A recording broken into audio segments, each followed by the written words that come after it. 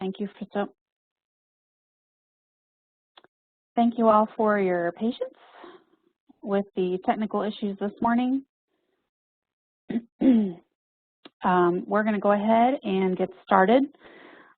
For those that are unable to connect to WebEx, the recording will be made available via an MP4, and they'll need to view it after because our attempt to switch over to Adobe Connect did not prove successful. So again, thank you all for your patience. All right, so we'll go ahead and get started. My name is Kelly Nestor, and we are going to be learning about how to use Access Online today.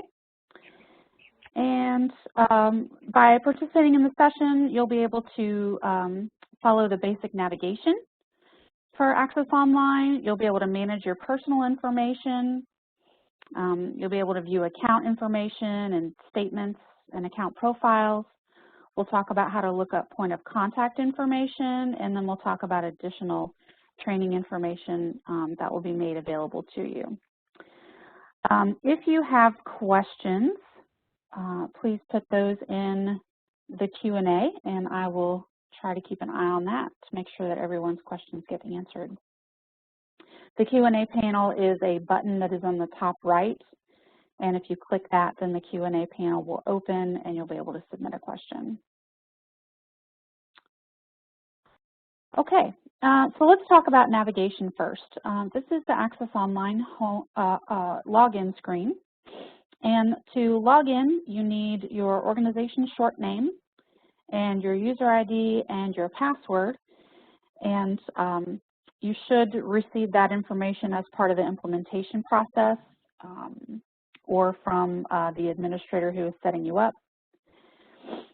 And so you'll enter that information and then you'll click login. One thing to keep in mind is that after 3 unsuccessful logins, you will be locked out. So if you log in twice and do not use your correct password, then before you attempt to log in a 3rd time, it's a good idea to go ahead and click the Forgot Your Password link, and then you'll be able to reset your own password. So that's the login page. And then for administrators, you are going to see another level of login security, which is to answer an authentication question. I'll show you where you can set up your authentication questions once we get into looking at my personal information. But for now, just know that you'll be asked to answer an authentication question each time you log in as an administrator for an added step of security.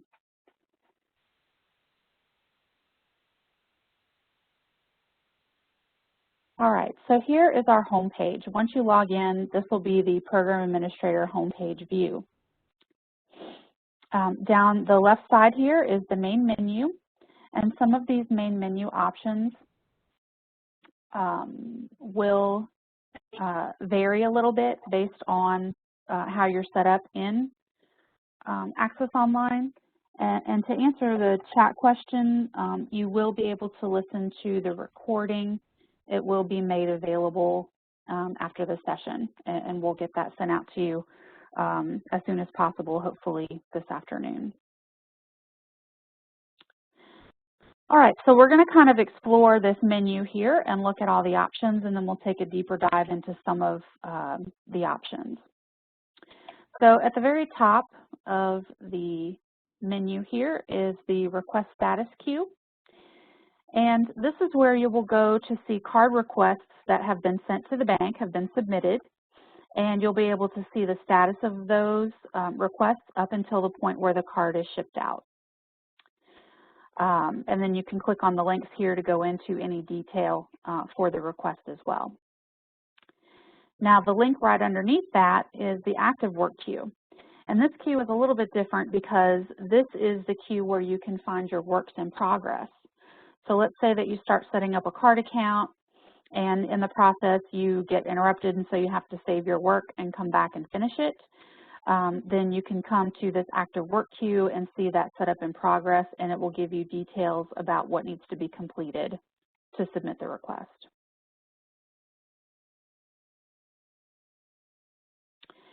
Next up is system administration.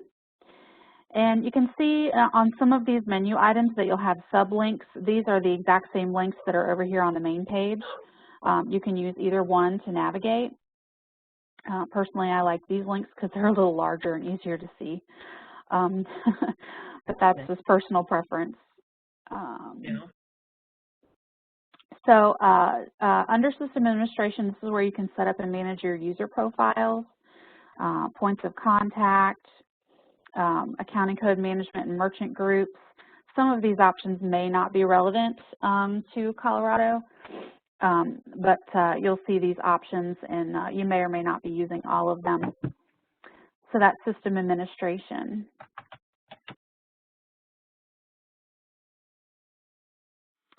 And then next on the main menu is our Account Administration section.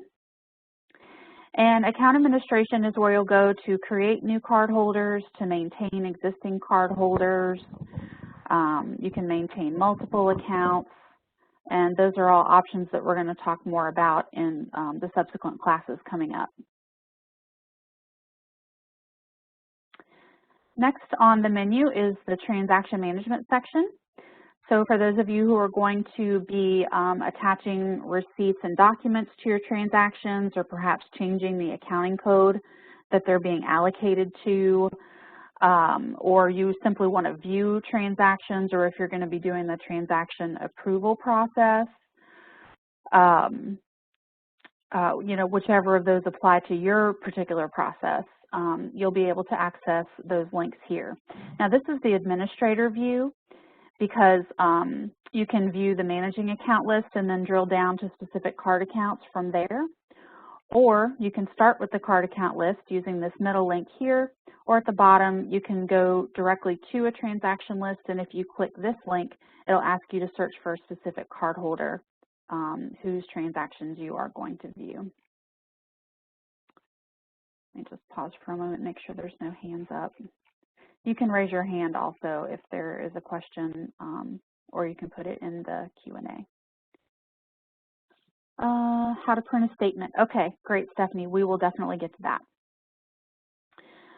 that. Speaking of which, the next section on our main menu is account information, and there are links here for statements.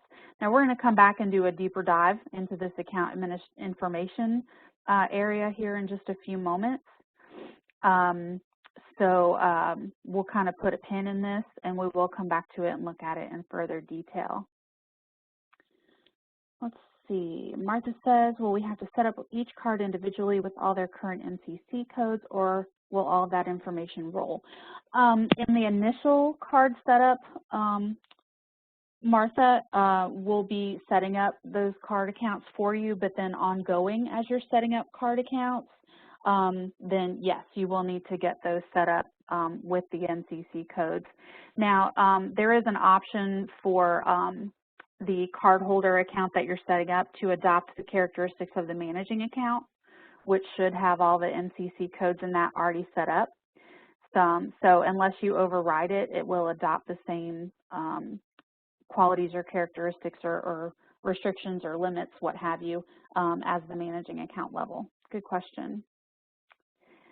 And Michelle asks, will cardholders be able to manage their own accounting strings? Yes, yes, and we'll definitely show you that when we look at transaction management. So continuing with our overview, the next section is reporting, and we do have a class on reporting that I think is coming up later today, I believe, and that will be a good deep dive into all the reporting options, but for now, just know that there are 60 different report templates, and they fall under these different categories based on what type of information you're going to be using. And there is a template so that you can choose your criteria for the report and then run the report. You can also schedule them, and we also have flex data reporting, so Lori will get into all of that with you this afternoon. Next up on the main menu under reporting is the data exchange. Now the data exchange will open in a new window, so we've kind of tried to pop that out here. And yes, we will be making the slide presentation available. Yep, good question, Brenda. Now the data exchange is where your scheduled reports will appear after you've set them up to run, and also the data exchange is where the information is uploaded and downloaded to and from the bank. Let's say that you have like 100 cardholders that you have to set up, and we can set those up in bulk for you. So we would provide you with a spreadsheet to enter that cardholder information, and then you can upload it to us through the data exchange, and then we can get those card accounts set up for you behind the scenes if it's like that large of a number. So that's what the data exchange is for.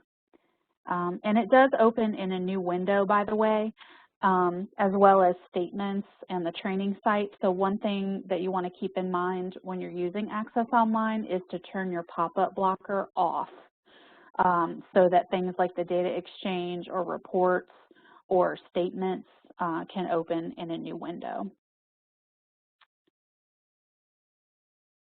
We also have some other options down below here. There's an email center, which will allow you to export all of the email addresses for those in a particular part of the hierarchy or for a specific list of accounts. And you can export into either Excel or into your email program to make communication easy. And then lastly, on the main menu here, we'll touch on My Personal Information. So that's where we're going next, is managing your personal information. So My Personal Information is located here under Data Exchange on the main menu. And again, you can see there are some sublinks here. They match the links on this main page. So under My Personal Information is where you can update your passwords and your authentication question and answers. You can update your contact information, your email notification options, manage your accounting codes, and cardholders will have an account alerts link here as well so that they can sign up for account alerts.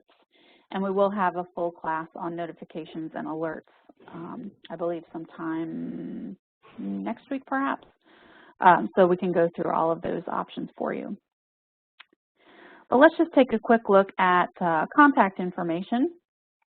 And when you click that link, you'll see this contact information here. It appears with the user ID address, and this is the information that was put into the system as you were set up as a user as part of the implementation process, or whoever set you up. Now, the user ID address there's one address for all users who are not cardholders. For cardholders, they may have two addresses because there is an option when they self-register to enter their own address. However, there might be an address that is different from when their card account was set up. So let me give you an example of what I mean. Let's say I'm a cardholder, and when my card account was set up, they used this address, which is our corporate office or our home office or headquarters. And then when I go to register my card, and I'll show you that process, I put in my local address, so it's different. The reason why we're pointing this out is because with cardholders, they will need to know what the cardholder account address is because this is what customer service uses to authenticate them. And if they're buying fuel at the pump and they're asked to enter a zip code, the cardholder account address zip code is what they'll be asked for. So this is why for cardholders, there may be two addresses here in the system. For system users such as administrators who are not cardholders, there will just be the one. So let me know if there's any questions on that. I think it'll make more sense as we get more into setting up card accounts and user profiles. And again, we do have some email notification options here under contact information. We'll be going through that in more detail in our session about using alerts and notifications. Which address do they need to know if there are two available? Pamela, that's a great question. For the cardholders, the address that they need to know is the cardholder address, which is the second one. And Michelle, the first address is going to be the mailing address to your question because that is what was entered when the card account was set up. The second address will be what the cardholder enters themselves when they register their card to create a login. And again, this will make more sense once we show you more about setting up card accounts and setting up user profiles. So don't worry if it's not totally clear right this second. You can also, under My Personal Information, manage account access, manage your accounting code favorites. There's several different options under here, and we'll be going through these in more detail as we go through our different classes.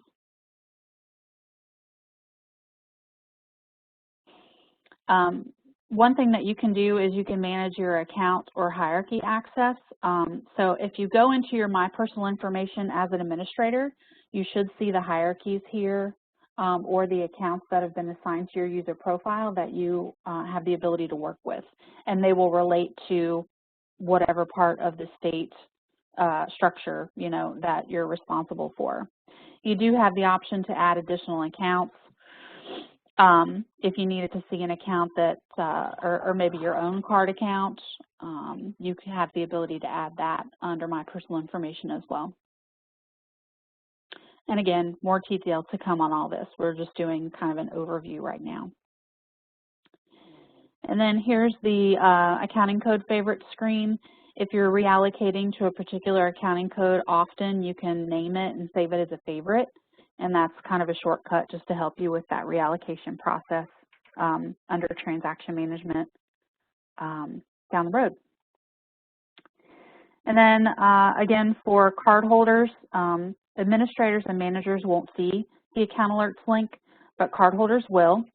And they'll have the ability to sign up for fraud alerts, event alerts, which are things like maybe you could set up an alert for your balance has exceeded 75% of your limit, for example, and also purchase alerts. For instance, you could say, I want an alert on all purchases over $500 or made outside of the state of Colorado or something like that.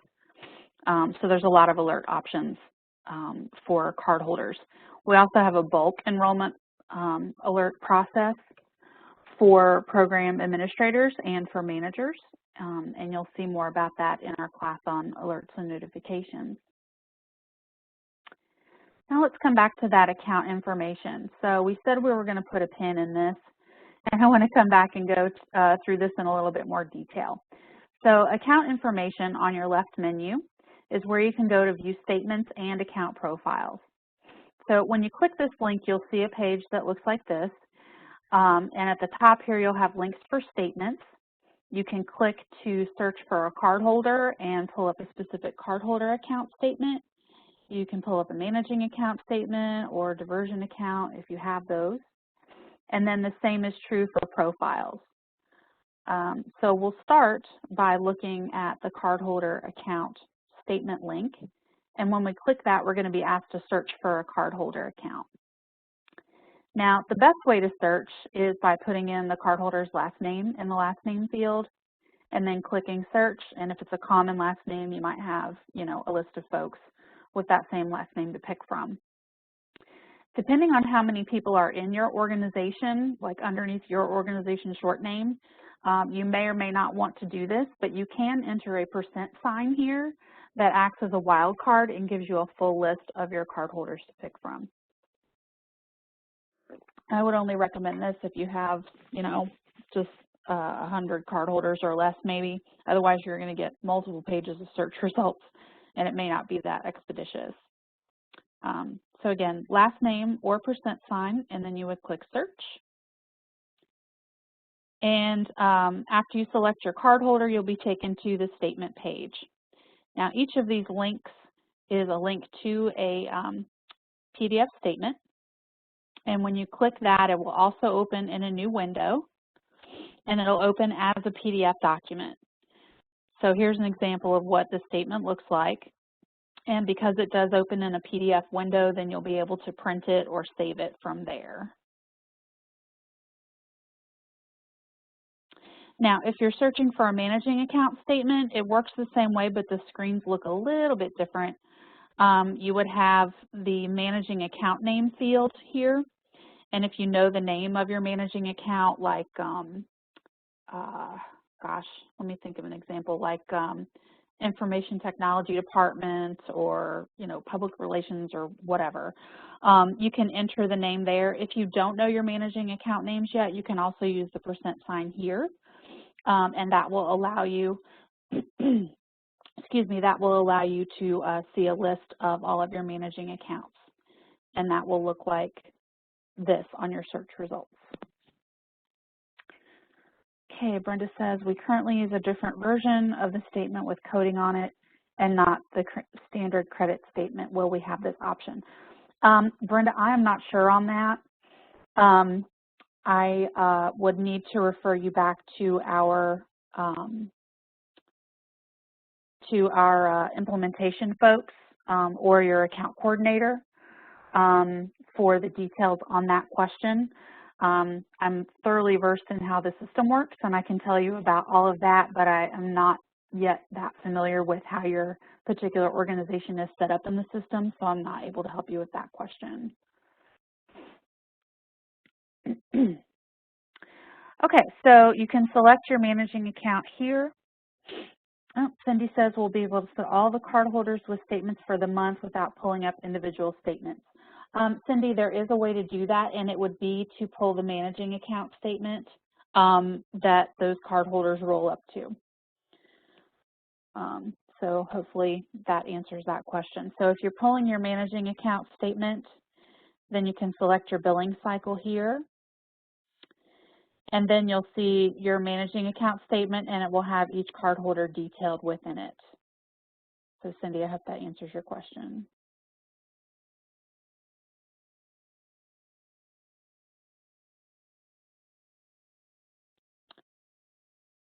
Okay. Now, if we close that statement window, then we are back on the account information screen, and we can pull up a cardholder account profile. Now, when you click, if you've already looked up a statement and you click this link, then you're going to see a screen that looks like this because the cardholder that you pulled the statement for, the system sort of hangs on to, quote unquote, the last cardholder that you looked at. And so you'll see them in this light blue bar across the top, and you'll always have a switch accounts link in case you want to look up a profile or something for another cardholder versus the one that appears here. So you'll notice as you're moving around in Access Online that it will hold onto the last cardholder that you looked up until you switch accounts, excuse me, and look for someone else. Okay, Bill says, is the only option for downloading statements a PDF, or can we do a CSV or Excel? Bill, the statements do come in PDF. If you wanted to get statement type information in CSV or Excel, you can do that via reporting. So hopefully you're going to be joining the reporting class this afternoon, and Lori can tell you about those options. Now, administrators will see two links on the account profile page. You'll see the account profile link, and you'll also see this authorizations link. Cardholders will only see the profile link, and the reason why is because account authorizations are the recent transactions. So for instance, if the cardholder had their transaction declined and they called you to say, hey, my transaction's declined, I don't know why, you can use this link here to see why the transaction was declined. So that link is only available for administrators and not for the cardholders themselves. But if we click on the account profile link, then we'll see the account profile. All of the managing account and hierarchy information is here across the top. You'll see an account overview with the limits and the balances. There's also a shortcut link here to the statement from the account profile. And then if you scroll down that page a little bit, you'll see some other sections of information. Each of these can be expanded by clicking on the plus sign. And you'll be able to view the detail there.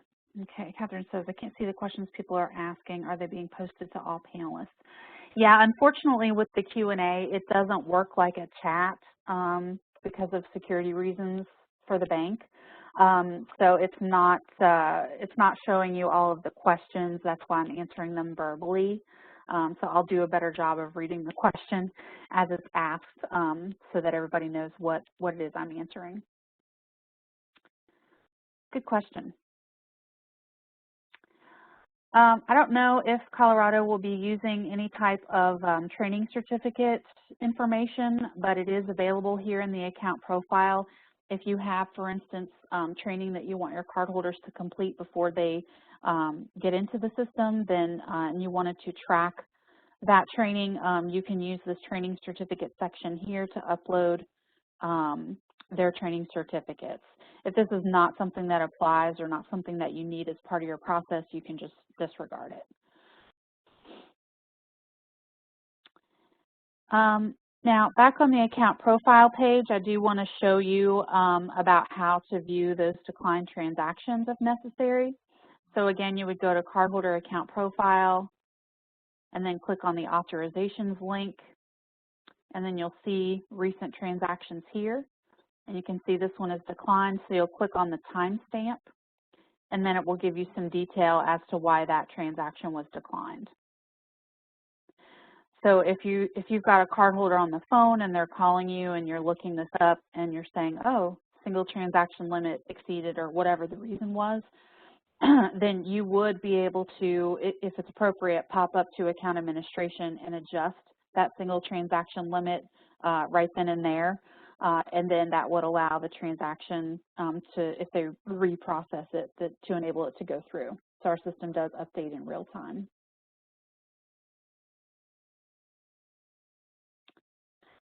Okay, let's take a look at viewing a point of contact. Points of contact are under System Administration here in the main menu. And then the links are halfway down this left side of the page here, and you would click on Find Point of Contact. And then you'll see a search page. If you click this Show Hide Search Criteria, you can check options or uncheck options for the type of search criteria that you want to use. Or you can just leave it set to all, basically, or open, and then click Search and see a full list of the points of contact. Okay, Martha asks, can the administrator sign up for email notifications when a cardholder transactions declines? Yes. Martha will be going into some detail on that in our alerts and notifications session, which is scheduled for the 29th, actually. And basically what we have is the cardholders select their alert options there in the system, like I showed you a few minutes ago. And for administrators or for managers, there's a bulk enrollment process to where you can sign up for alerts for a particular cardholder account or group of accounts. So yes, you would be able to see that. Great question.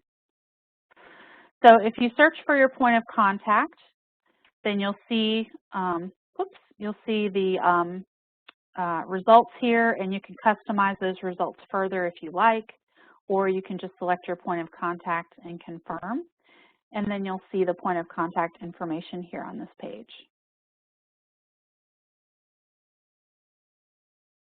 We'll talk a little bit more about points of contact in tomorrow's session, where we go into setting up user profiles, and we'll talk about how to set up a point of contact in addition. So now let's go and talk a little bit about our training site, and then we can just kind of open it up for pure Q&A after that. I can go back to any other section if you want to see more. So for training, excuse me, you would go to the training link on the home page, which is down here below the main menu. And when you click on training, this does open in a new window, so that's another reason why your pop-up blocker should be off when you're using Access Online. And here's our training site. We call this web-based training, or the WBT. Here are the main topic sections. Each of these blue bars will expand into a topic section. You can view your training plan or start your training plan using these buttons here. You can view additional classes using the link here for online class registration, although we are doing customized classes for all of you, so probably won't have a need for that. But the coolest thing and the newest thing about our web-based training site is that you can search by keyword. So for instance, we talked about declined transactions and looking those up. So let's say a month from now, you get that phone call and you don't really remember where to go to find all that. You can open up the web-based training site and type in declined right here in this search, and then click the search button, and then you'll see a list of resources like a quick reference guide or a 2-minute video that will remind you how to go and find those declined transaction details. So this search on the web-based training site really is a game changer for making this a much more easy to use resource. Because as you'll see in a second, there's a lot of information in the content here. In the past, it's been a little cumbersome to wade through, but now you can basically find exactly what you need using this keyword search, so I highly recommend it. So if we expand one of the topic sections, you'll see there's several different resources here on these tabs. The first one are lessons. Oh, there's a question. Pamela says, could PAs set up a training plan for cardholders to be required to complete? Yes. Yes, Pamela, we do have some options for recommending training. You can send a content selection checklist, which is under the quick reference guide section. And also we have some additional tools such as PowerPoints that can help you with your training as well. And we can go into a little bit more detail on that in a moment. So these topic sections have different resources available within them. Lessons are kind of an interactive PowerPoint, so to speak. It walks you through completing a task or a simulation of completing a task. And Access Online using screenshots, which are kind of similar to what you've seen here today. Then we have user guides, which are your instruction manual of sorts. They are very detailed. Here's an example of what they look like. It shows you the screenshots for each section of the task that you're trying to complete, and then it has these little tab markers to show you where to click, and it explains the process in a document.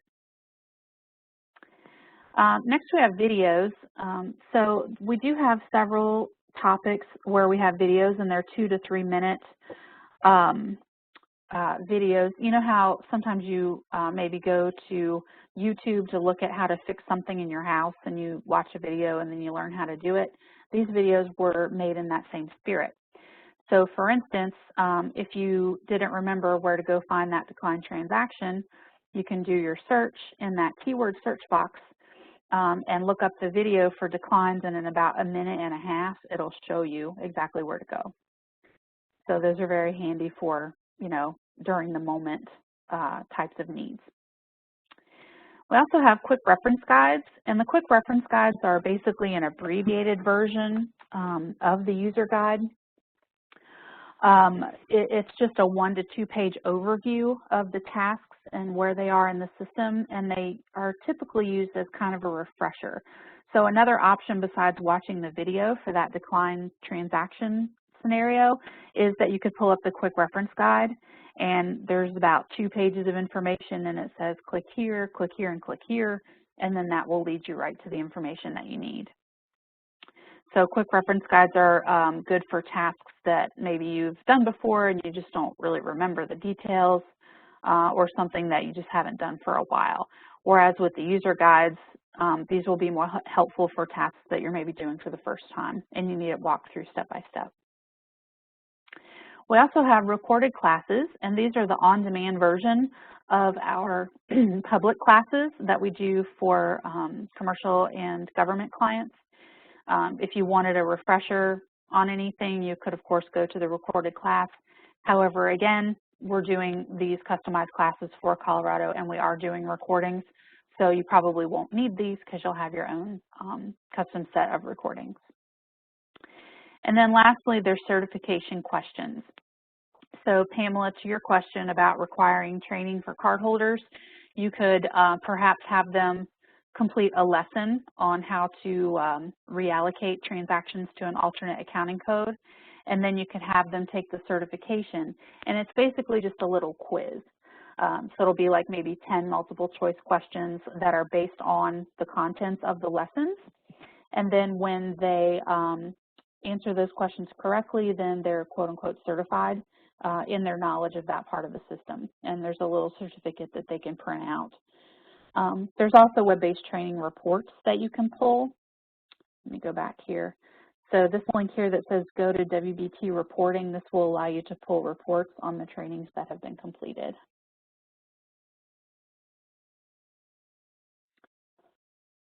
Okay, any other questions on training? I'm going to try to bring up that web-based training site so I can show you a little bit more about what's available there. Brenda asks, when will card administrators have access to the U.S. bank system? That is a great question. I'm not sure that I can answer it. Everyone should be getting their user IDs and their logins pretty much any time now as part of the implementation process. So if you've not gotten that yet, maybe check with your next level up or your implementation contact. And Michelle says all PAs will get their logins today. Thank you, Michelle. All right, so I'm going to flip to sharing my my screen so that I can show you a little bit more about this web-based training site. And then we'll come back and do just general Q&A. So again, each of these sections expands, and you can pull the lessons, the user guides, etc. Now, under quick references is where you'll have, let's see, let me take that back. I think it's,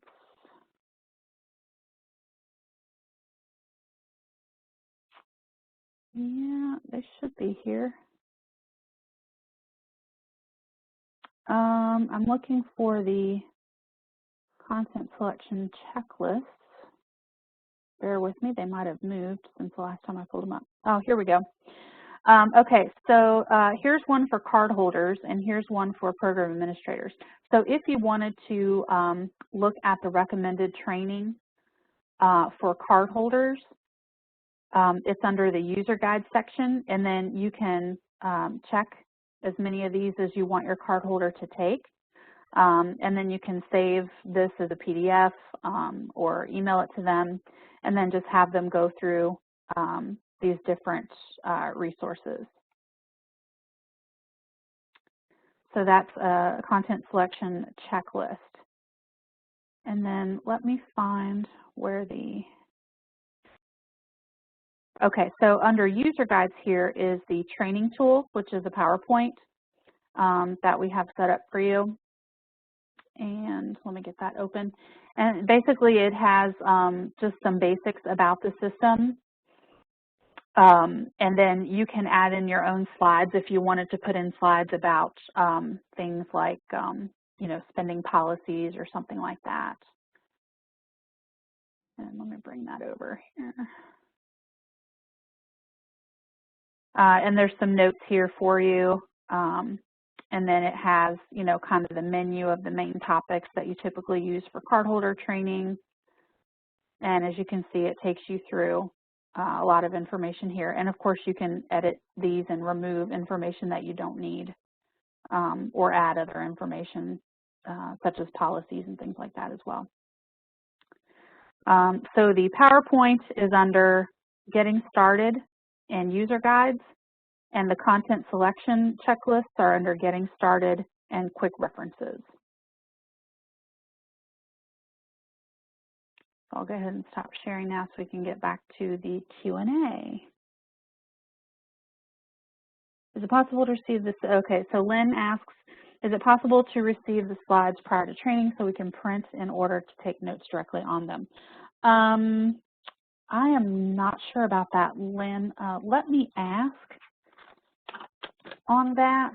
I'll bubble that up and see what we can do. I'm making a note, bear with me.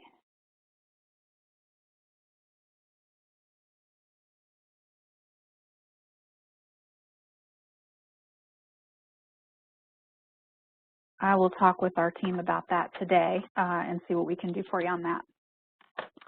Okay, Tanya Olson, let's see, they will make this training available. Okay, I'm sorry, this is Rick.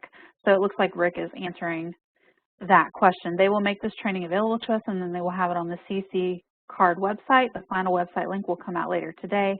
It's already live on the OSC page. We're just tweaking a button. So hopefully that helps.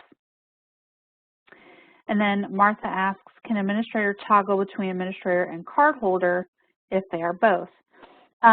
Yes, Martha, that is a great question. So let me go back up here to, let me find the right spot. That's where we were talking about adding accounts under my personal information. Yeah. Okay. So there's two options. One option is that if you are an administrator and you're also a card holder, and this is actually the recommended way to do it, but it's totally up to you guys. The recommended way to do it is when you get your card to register online with your card account and have one login for working with your card account and then have your other login for your administrative duties. And we do recommend that just for separation of duties and things like that, but it's not required. So what you could do when you receive your card is you could come to My Personal Information, Manage Account Access, and then you could add your cardholder account to your existing user profile. Okay, and Rick has sent the URL here for the CC site, so let me just copy this.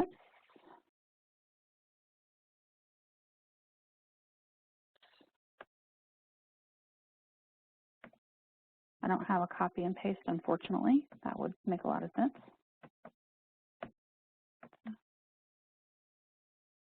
Okay. Financial operations card. Okay, so that is the link that Rick is sharing with us in the Q&A. All right, what other questions are out there? Again, if you're newer to, if you signed in a little bit late, we are putting them in the Q&A. The Q&A button is at the top right above your name and the speaker's name. And if you want to put questions in there in the chat, I will be glad to answer them.